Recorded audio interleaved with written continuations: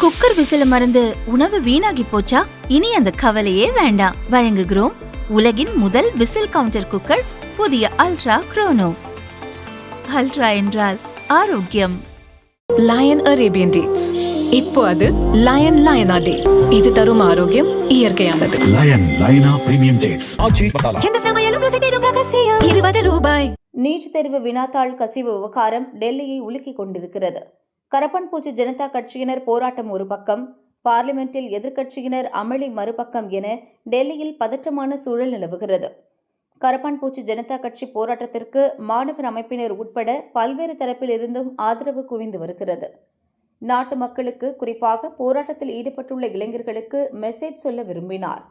இதுபோன்ற சமயங்களில் தூர்தர்ஷனில் இருந்து கேமரா சகிதமாக வந்து பிரதமர் பேசியதை பதிவு செய்து பின்பு வெளியிடுவர். ஆனால் வியாழன் இரவு 10:15 மணிக்கு இது எதையும் பிரதமர் செய்யாமல் தன் மொபைல் போனை ஒரு ஸ்டாண்டில் வைத்து அதன் எதிரே அமர்ந்து பேசத் தொடங்கிவிட்டார். இது அதிகாரிகள் மட்டுமின்றி அனைவரையும் ஆச்சரியப்படுத்தியது. காரணம், எந்த ஒரு பிரதமரும் இப்படி செய்ததில்லை. பொதுவாக டிவி வாயிலாகவே அனைவரும் பேசுவது வழக்கம்.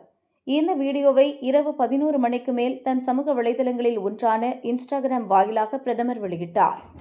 நீட் தேர்வு வினாத்தாள் கசிவு விவகாரத்தில் கடுமையான சட்டம் கொண்டுவரப் போகிறோம் என அந்த வீடியோவில் தெரிவித்தார். 24 மணி நேரத்தில் இந்த வீடியோவை 30 கோடி பேர் பார்த்தனர்.